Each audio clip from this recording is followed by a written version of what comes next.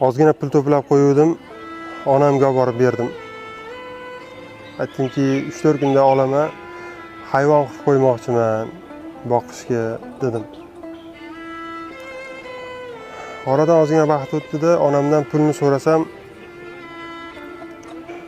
bolam uyga kerak bo'lib qoluvdi. Ishlatib qo'ydingda, seni puling dedi. Shunda birdan jahlim chiqib ketib qoldi. Shuni aytib qo'ysangiz bo'lardi-yu, biroq so'ramabsiz-da, devordim-da tasodifan. Shunda hech qachon eshitishni xohlamagan gapimni eshitdim. Onam ering topganini o'ynab yeysan, o'g'ling topganini o'ylab yerkansan-da bolam. To'g'ri aytishgan ekan. Devordi-da.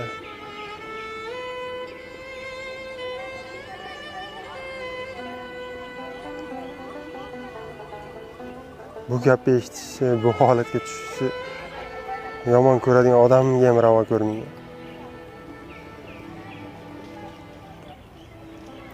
Shunchaki xulosa chiqarib olishinglar uchun aytdim.